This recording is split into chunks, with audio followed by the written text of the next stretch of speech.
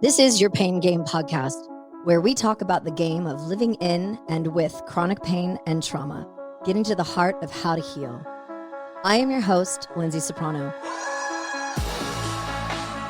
On this show, I plan on discussing with doctors, chronic pain patients, holistic practitioners, loved ones, and anybody that is interested in having their voice heard in the chronic pain and trauma world that we live in.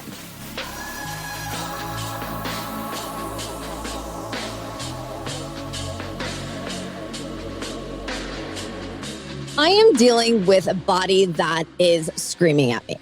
I mean, 24 hours a day, 2, 4, 3, 6, 5, 7 days a week, I'm getting screamed at. And it's my own bod that's screaming at me. And it's depressing. There are so many reasons that it is screaming and that the volume of it is as loud as it is. I know there are a lot of things that I need to adjust in my world. Stress is number one. But there are other things that I need to address. Nutrition, we've talked about this on the show all the time with my eating disorder and things that I'm dealing with in relation to food. But all of this screaming is exhausting. It keeps me up at night. I'm worried. You guys know also I'm an insomniac, so I haven't slept much since I was 9. No big deal. But honestly, through this journey that I am on with y'all, I don't speak like that, with you all, I have found so many healers and guests from this show that with each day, they continue to teach me. And I'm being taught to listen. And in podcasting, listening is kind of the number one deal, right? And I didn't think that I was a bad listener before I started podcasting, and I was. And now I'm trying to apply this new skill that I'm learning about listening a little bit more strongly with the people that I interact with also listening to my body. And I'm being taught by my guests how to stand up for myself, how to stand up for my body, how to stand up for everybody that's on this journey with me, because it's a loud journey and it's a hard one, right? So by listening to my bod, these whispers that have continued to get a little bit louder and louder and louder, now they're screaming. So I am on this mission to silence these bastards that I have been collecting for over all of these years. And in order to silence them, like I said, I need to learn to listen first. So I want to break free from listening to Western medicine for a little while. And a few weeks ago, I was diagnosed with Lyme disease, like the full-blown yucky, ugh. And I also found out that my viral load for Epstein-Barr virus, which is called EBV, we all basically have it. It's just different with different bods. It's beyond comprehension. So my little bod is fighting EBV and Lyme disease to try to keep me going. And it can't even heal the CRPS side of my body. So my bod's fighting off all of these dicks from multitude co-infections and all of these things. And what I found out is that my body is lacking the strength to heal me because of this. So let's get into talking about it. I have the most amazing guest for you today. She is no stranger to chasing and collecting autoimmune disorders. And she has a lot to talk about. And we're going to focus on just that. So without further ado, I'd like to introduce you today to my guest, Whitney Morgan. Girl, hello. Hello, Lyndsay. Yes, focus. We're going to focus. If you had seen what we had to do before this show, we were laughing and cracking up and cussing like sailors and all kinds of communication issues and boards and mics. I mean, we have been through it and we are cracking up laughing about it. But in the meantime, we are going to get down to some, dark and dirty stuff that we need to talk about here today. So Whitney is the founder of Morgan Nutrition, creator of the Thyroid Reboot Method, and co-founder of the Functional Health Alliance. She specializes in advanced functional testing and in finding the root cause of healing women with thyroid issues, which we're totally going to get into. She is a licensed acupuncturist, a primal health coach, and a certified gluten-free health coach.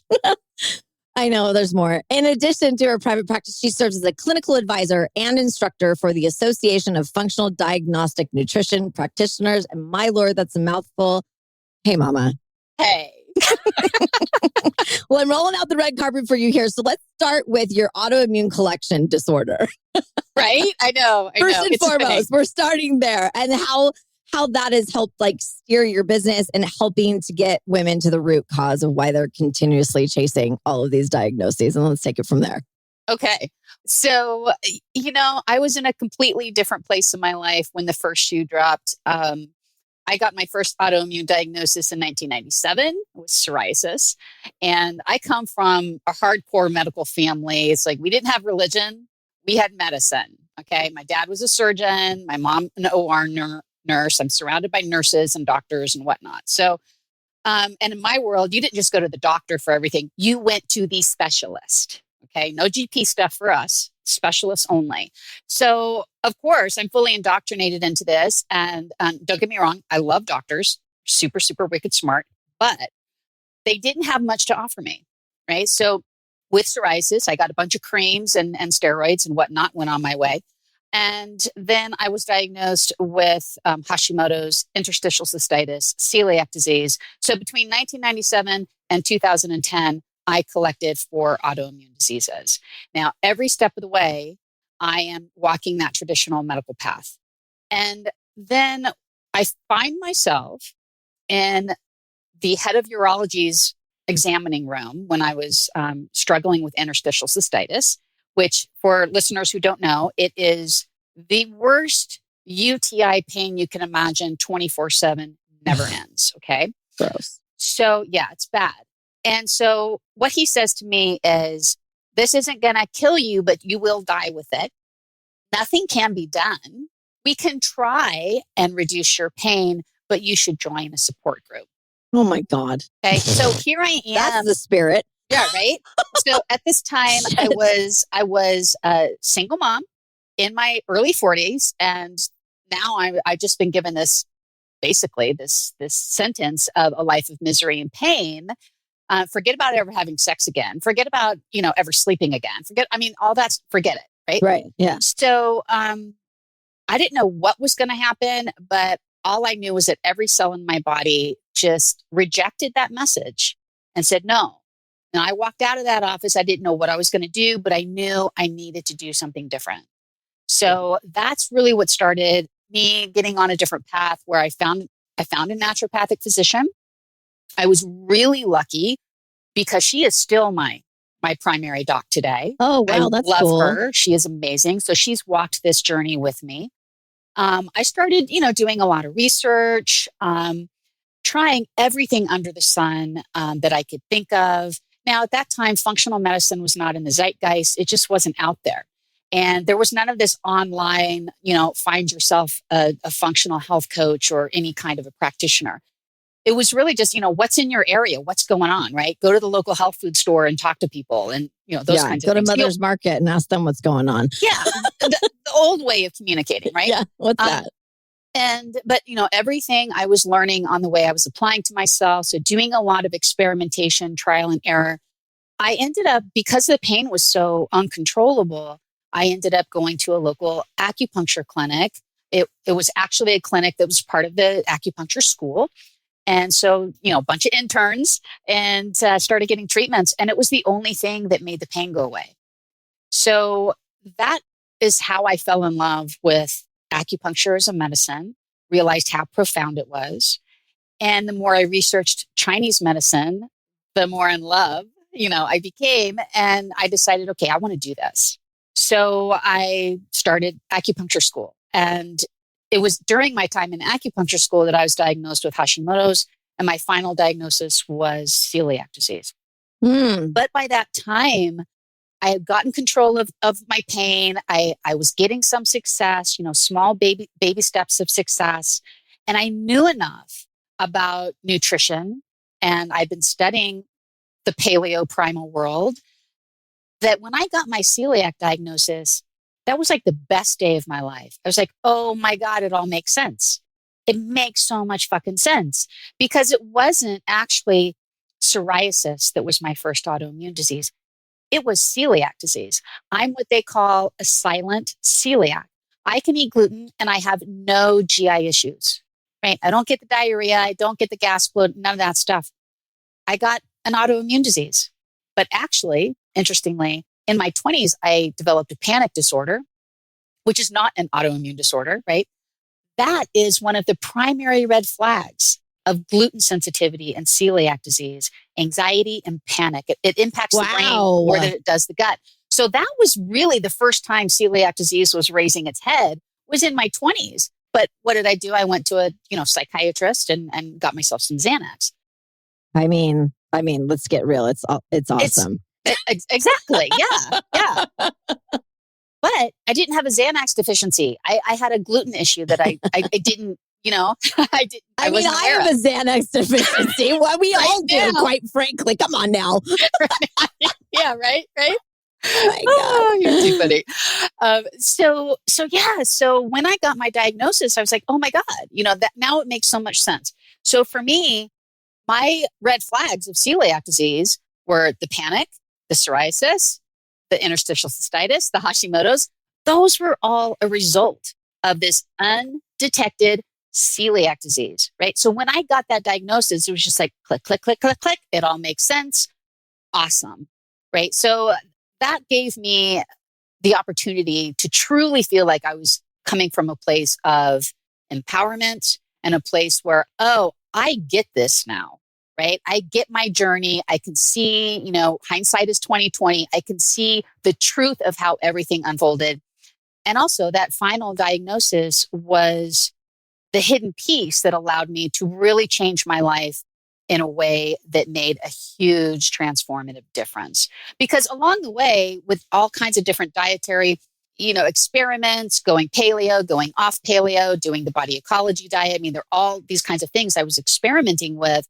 I had periods of time of being gluten-free. That was never my intention to be gluten-free, but I just naturally had periods of time being gluten-free because of those therapeutic diets. Sure. And of course, during those times, everything started feeling better. Oh, okay. I just didn't connect it till I got the diagnosis, right? So yeah, I am an autoimmune collector, and it took me 10 to 15 years to collect them all and to start reverse engineering them. But now, I sit here today, all 4 in remission, and I'm living symptom-free, and my gut is healed, and I feel better than I ever have. So for everyone out there who has heard a similar message from their doctor saying, hey, this is forever, you're just going to die with it, just get used to it, resign yourself to this. And oh, by the way, it's going to get worse. That's not necessarily true. Yeah, no kidding. Fuck you. Yeah, exactly. Fuck you. Exactly. Yes. She and I both love the F word, so we're allowed to do that here. But yeah, we continuously chase these diagnoses, and it's really challenging, especially with women. We have far more issues, and I believe it's because men drive us crazy. But I didn't come from your rib, dude. Like, I didn't do that. Stop it. Stop it. Stop it. But this chasing is so exhausting because, you get these diagnoses, then you start going down that road, and then it leads to nowhere. And you're like, this is not where I was supposed to end up. And then you circle yourself back and you're like, okay, well, I'll try this. And that's one of the reasons why I did all of these blood tests and stool tests and all the pee tests and all of these things. I've done it all. Somebody came into my home and drew my blood right before I left for our trip to Europe for a couple weeks. And then I came back from our trip to find out that we have Lyme disease and we have all of these other things that I have been literally talking to my normal doctors that I work with about. And none of them were like, maybe I should go home tonight and explore what this patient of mine talked about today because X, Y, and Z. And we're just, I almost feel like so much of what we're doing when we're chasing is just putting money in pockets of people instead of, and I don't want to get on my soapbox about that, but I feel like I have spent over $500,000 on my body in almost 10 years just to try to not feel pain. But what I wasn't addressing was the root cause of it. It was trying to mask symptoms. We'll fix that part. We'll just make you feel a little bit better. We'll give you more drugs. We'll give you this. Oh, that made me want to kill myself. Is that your game plan? So we struggle in that. And I know that you talked about the thyroid. And I don't even know what Hashimoto's is all about. I've seen it on I don't know. ER. Wow, that dates me significantly. Yeah, it really does. Okay, Grey's Anatomy. Grey's Anatomy. But because I know that there was an episode about Hashimoto's. But what can we talk about how you're working with the thyroid and where that comes into play and how you actually now have healed yourself to a certain extent. You're in remission. We talk a little bit about how you got into that and what we're supposed to be doing to get testing like this, where and the role that thyroid plays in a woman's body. Because I actually don't really know, because my tests always come back that my thyroid's just fine. Well, yeah, and that's a whole other topic. I know. I know. Don't believe the hype. Well, because I had so many autoimmune diseases to choose from. Yeah. Actually, when I started in the business I'm in now, I was really more of an autoimmune practitioner. But God, I mean, hundreds and hundreds of people who reach out to me, most of them have Hashimoto's.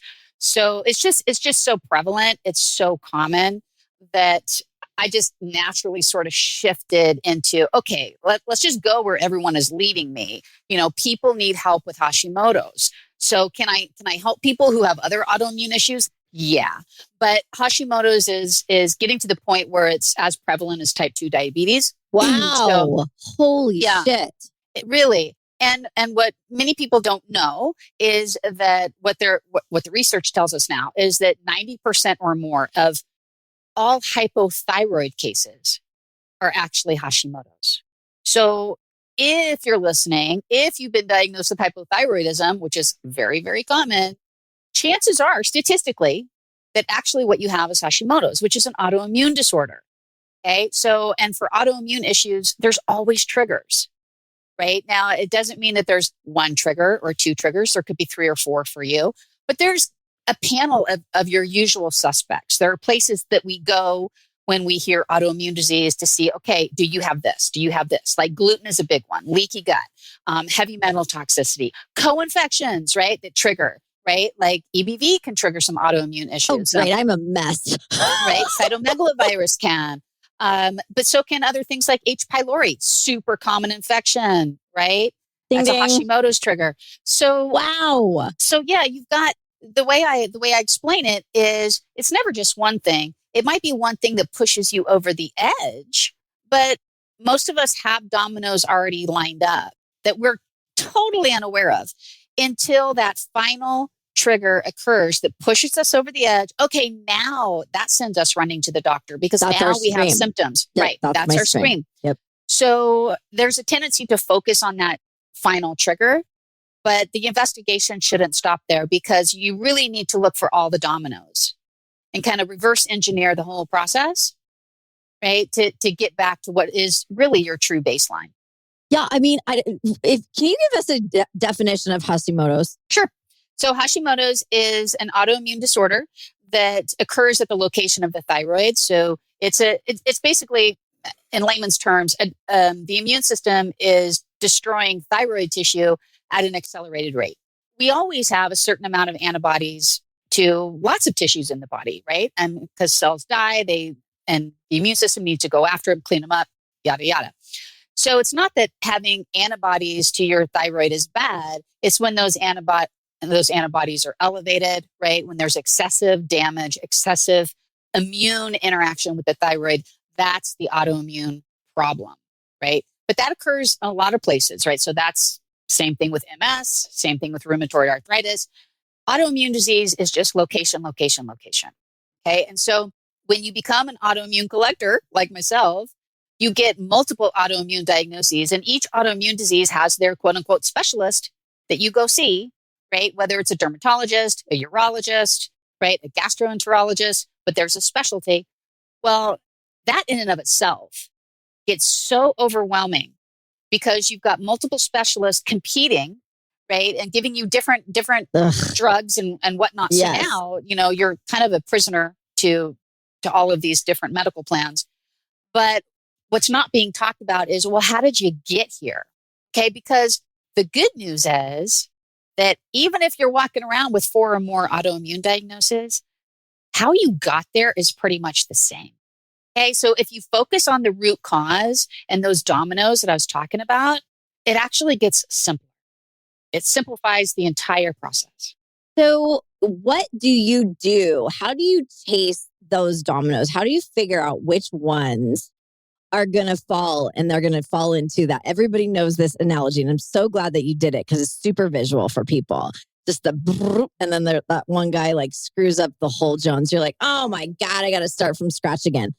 What kind of dominoes are we looking at? Like how do we figure those out within ourselves for these root causes? I mean, from your perspective, obviously. Well, there's two basic pathways, right? You can either work with someone who has access to and understands the depth and the breadth of the functional lab work that needs to be performed so that we can get the actual data that is unique to you. Right. So there's that path. The other path is the DIY path, which is, okay, let's make some common sense adjustments, which I also call it the assume the worst path, right? You just got to assume the worst in everything. But the usual suspects are, I mean, there's some esoteric guys, but typically we're talking about food sensitivities, leaky gut. We're talking about detoxification impairment, viral infections, dysbiosis. So very particular parasites or bacteria or yeast that trigger things, heavy metal toxicity, mycotoxins, Lyme disease, EBV, CMV, that kind of stuff. Oh, great. Right? So I am a mess. And I was talking with, I've got a practice that I'm working with in Toronto, Canada, and it's the Vagus Nerve Clinic. And I'm working with them. This is where a lot of this tick-borne like testing and a lot of this came from. I've been starting testing for almost a year now, finally, like going, okay, none of these doctors are helping me at all. I'm taking medication that's making me like want to blow my brains out. This is not me anymore. Who is this person? Like, I'm not going to take me out of the equation here. Yeah. I'm going to become what you want me to become in this weird, whatever you're doing to our bods. But anyways, I'm working with them. I'm finding it to be so eye-opening about the things that have happened to me and the decisions that I made. And so we were talking about, like how you get Epstein-Barr, and like, there's so many fun ways that you get Epstein-Barr. And I think about my past and the things that I've done. I am no angel. Nobody thinks that I am, not for a moment. But the things that I've done in my past, and I mean, whether it's sexual promiscuity, whether it's drugs, alcohol, whatever it is, I know that those are contributing factors to things that are happening in my bod. So I'm taking ownership of those, which is something that was kind of a healing process for me to do, to kind of go like, well, you get this from doing that.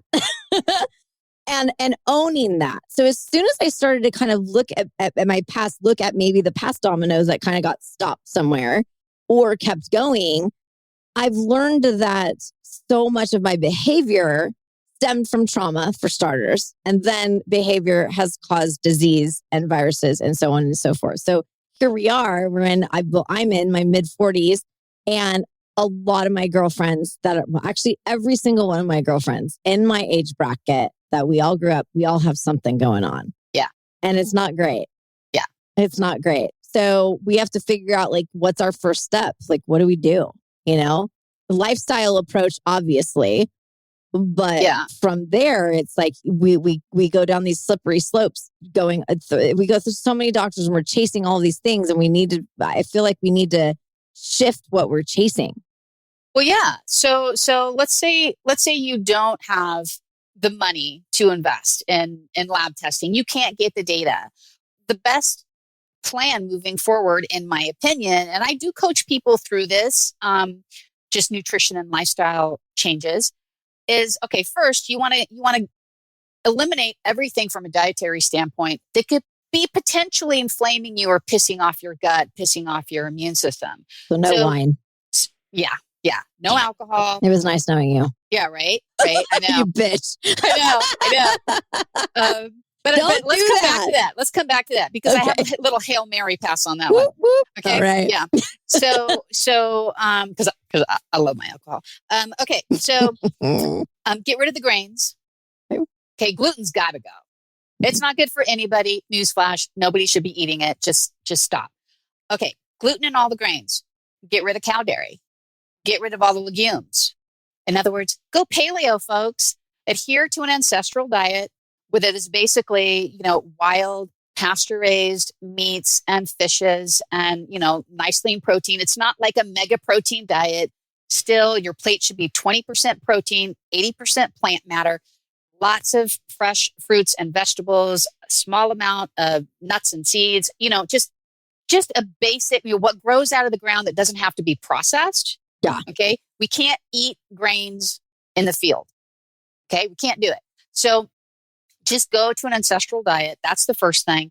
And then you have to really lean into kind of, I don't know, kicking the habit of modern life, so, hey, don't stay up past 9:30, right? Don't be streaming Netflix until midnight, right? So you got to get 8 to 9 hours of sleep. You have to move appropriately, no over exercising, no under exercising. Don't go to the gym after your work day and exercise in the second half of the day when your cortisol should be at its lowest. Exercise in the morning, manage your stress, right? So that means managing your energy flow. That's so easy to say. There are tools. I don't mean you have to be a Zen mama. I just mean that you have to get used to practicing tools every day. Sure. Right. So whether it's 10 minutes of meditation, 5 minutes of breath work, 10 minutes of tapping, practice with tools that you can do in your home. You have power over. You can do them anytime, anywhere. You practice with them daily because you can't wait for crisis. Okay. You have to get used to using these tools to manage your nervous system. It's not like, oh, we have to get rid of the stress in our life. No, we have to manage our nervous system and continually remind it how to shift back into parasympathetic mode, because we're supposed to spend the majority of our day in parasympathetic mode. That's not what happens. In this modern world, we spend the majority of our time in sympathetic mode. That's chronic stress.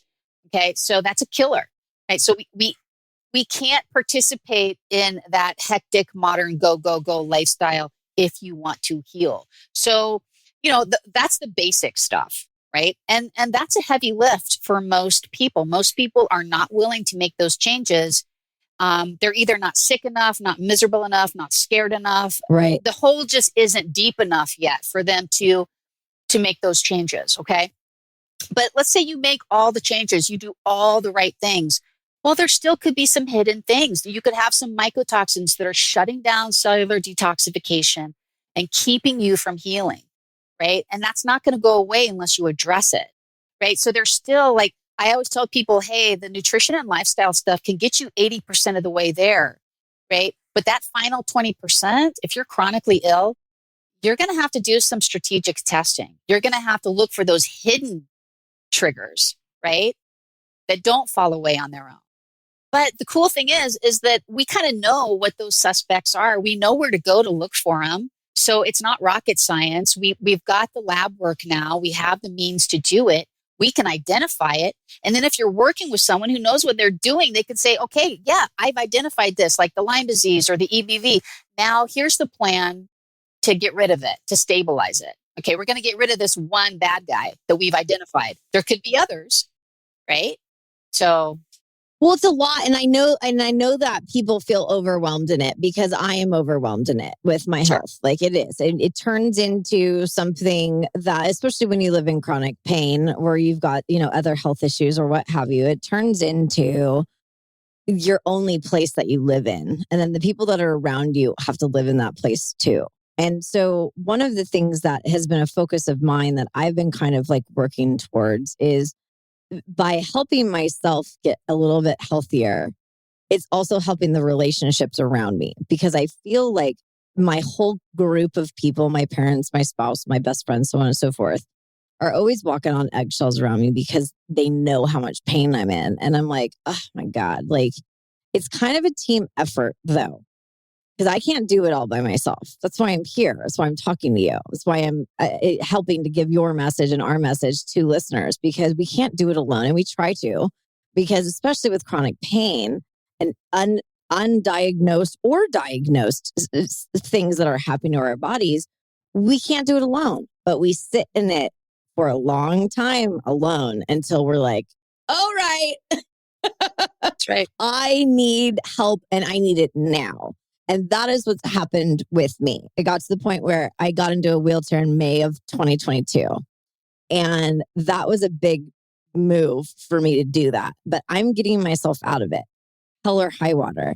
But it's going to take all of these extra steps and these extra dives into taking control of our own health instead of having it driven by Western medicine, which is basically where, I mean, I know that I feel that way. I know you have Western medicine is here for purposes though. Like, come on, like absolutely. right. Yeah. But the holistic approach, when people listen to the word holistic, do you understand what that even means? It means a little bit from everywhere. Yes. But at the end of the day, you got to take all that little bit from everywhere and you need to put it into your life and your body and your experience of what you're going through, and to not just be somebody that's walking around going, oh, okay, I'll just take that like passively. That's and right. That's what happens especially when you're in pain. You're like, I'll take anything.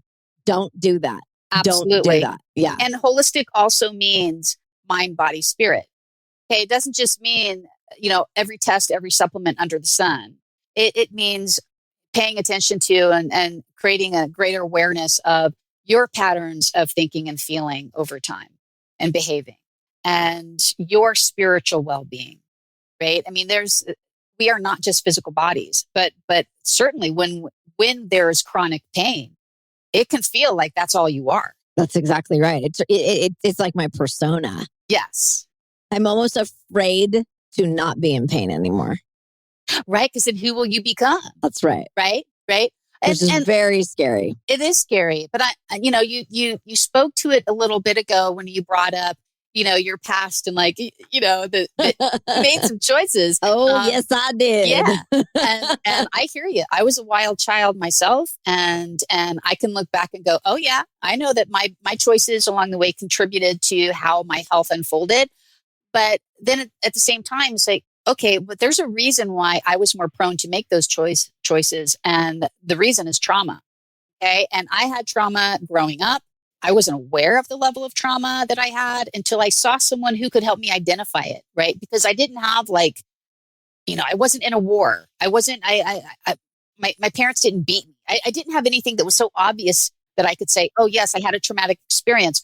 I had, lots of little traumas, like putting beads on a necklace, and they accumulated. And we store that shit in our bodies. Yeah, body keeps the score. Particularly women. We are taught to stuff and store.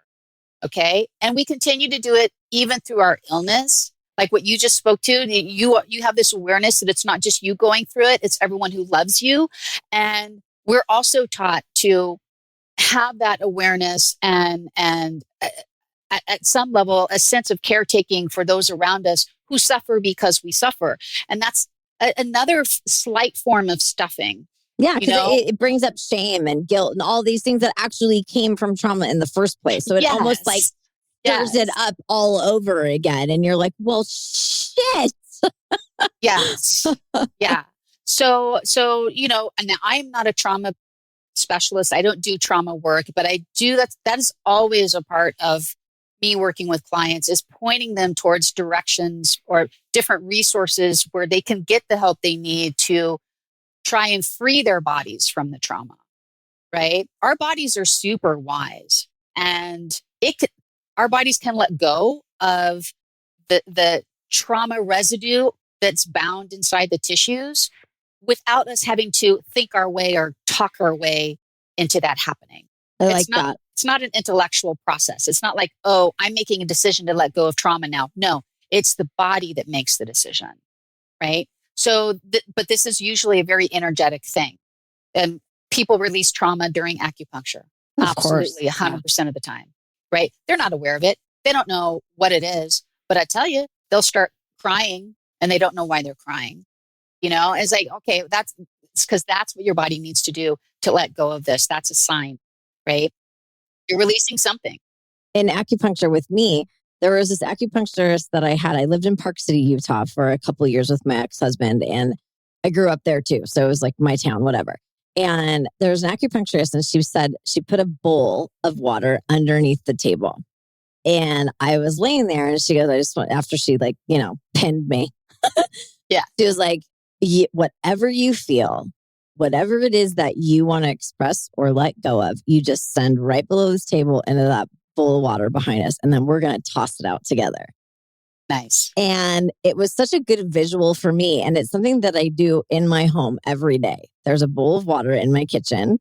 And everyone's like, what the hell is this? And then they like clean it. I'm like, no, don't do that. This is my bowl. But this is my bowl. Knock it off. And it's really beautiful. And it is something that's filled with water. And then in the morning I wake up and I throw it down the sink. So whatever like junk I have during the day, sometimes I go and I'm at my kitchen window and I'm like, all right, blah, blah, blah, blah, whatever it is I want to put in there. And I learned that from acupuncture. And it's, I don't know if it really works, but I feel great after I do it. Like there's just this boost. And I learned that from acupuncture because for sure we've got so many blockages in our bodies that we're just holding on to stuff that's happened from trauma over the years. And I love that you pointed out that like trauma doesn't have to be like, oh my God, I was raped by my father or whatever, not to put that into a lower category at all. But it doesn't have to be this crazy, Lifetime movie. That's right. Situation for it to be traumatic to you. However you feel and experience your life. And if it is traumatic to you, it's traumatic to you. That's right. Don't compare it to anybody else because that's something that I know that we fall into. Trauma can be as simple as feeling invisible. Yeah. Okay? Amen. Yeah. Or just feeling not good enough. However you receive that message that who you are, it is not good enough, you're not worthy. That in order to deserve the love that every child should have completely, you need to be different, right? That is trauma. You need to be perfect. That's what I grew up with. Yes. Yeah, I grew up with that. The Alanis Morissette song, perfect. Turn that puppy on and I am a bloody mess. Yes. Because it is. I came from a conservative, right-wing religious family and I'm clearly not. But I was raised under this guise of no matter what you do, you're basically going to hell. I think the stork dropped you off at the wrong house. Wrong house. God, help me. Should have been dropped off at the Playboy Mansion or something. I mean, let's get real. All right. Well, I want to talk to you forever.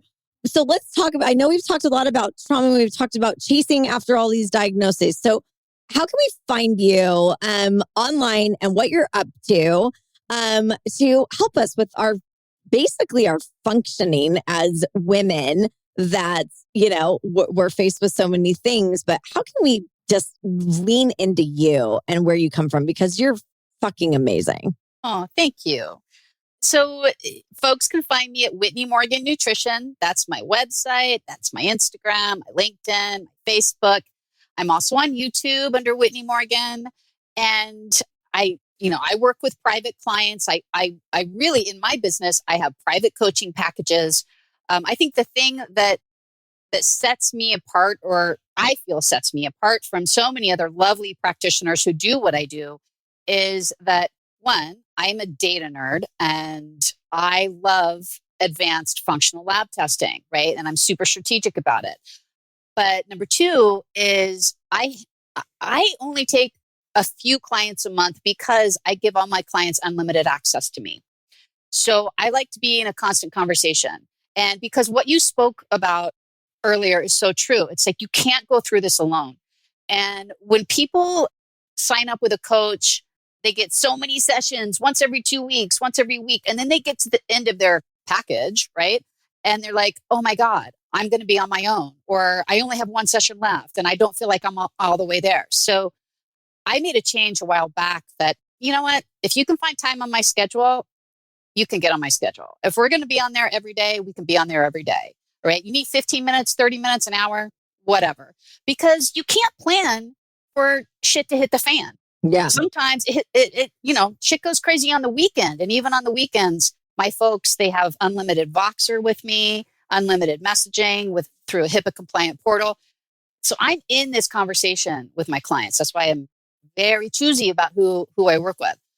But that's my private business. And what I'm super excited about is actually a collaboration that I've been building with my friend and business partner, Paula Reed, who's a functional practitioner like me. And we started the Functional Health Alliance together.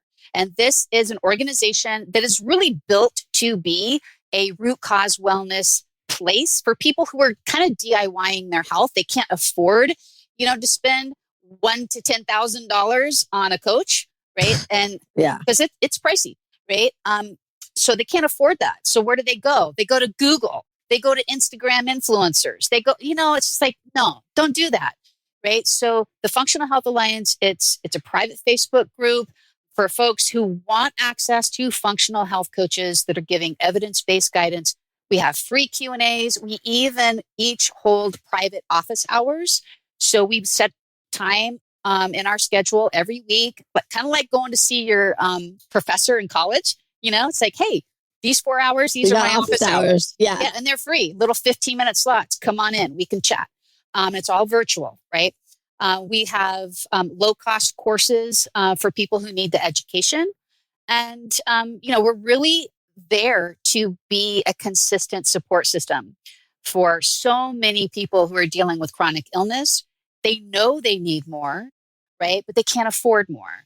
Yeah. So we're really excited about that. Well, that's really, I'm glad that you brought that up because I had it and I'm glad that you talked about it because I was going to bring it up because it is expensive when you live in pain and you have health issues. And not all of us are as fortunate as others when it comes to paying for this stuff because our health insurance is covering things that, quite frankly, I don't need them to cover. That's right. And they're not covering the things I want them to cover. And so it's one of those things that is a challenge. And I applaud you and your business partner for doing this because it's not the first time that I've had a guest on the show that is doing something like this. And it's pretty neat. And I'm grateful for you and what you're doing and how your approach to care, which obviously is trauma informed. Thank you for doing that for all of us. I mean, it's pretty cool. It's pretty cool. You. So we can find her at WhitneyMorganNutrition.com. Mm-hmm. And she is everywhere on Whitney Morgan Nutrition, which is so funny because we didn't even really touch on nutrition. Yes. We touched on more of the trauma stuff and all of that, but that is a reason for you to get in touch with her because her nutrition side of things is pretty interesting in regards to what we're putting in our mouth and how it affects our bods. And as you guys know from being listeners on the show, with my eating disorder, eating and food is a big challenge for me. But and it is, I know the one thing that I have to fix because I'm not feeding my body. And mostly because pain just makes me nauseous. I'm like, ugh. But thank you so much for today. Oh my gosh. This could have gone like 17 sideways, guys, by the way. Like we could have gone 1,700 directions on this puppy. And I feel like we still need to do another one that would just be all crazy out, like completely unfocused. Unfiltered and unfocused. Unfiltered and unfocused. Exactly. We should start a podcast and that's what we should call it. Ooh, I like this idea. Yeah. Right, well, when we're done with this, I'm going to keep talking to you. Okay. Thank you so much for being here with me today. You are just adorable. Back at you. Oh, well, thank you, darling. You are exclusively invited to share this freedom from our trauma and to find a consistent support system, VIP pain journey together. Let's get to the heart of how to heal with you by my side. Do you know anybody that is living in and with chronic pain or any health issues? Please send them our way to the Pain Game Podcast. I would love to connect with you, with them, and hear the heartfelt stories of strength and wisdom and awesomeness that are coming out of you. Please follow the Pain Game Podcast wherever you digest your podcast content. We'll be there. Visit us at thepaingamepodcast.com and follow us on all the socials. Oh, and really quick, throw in an amazing show review as well, because that helps us as well. And it helps other people, because that's really what we're here for, is to help others. Thanks for listening, my little VIPs. Catch you on the other side.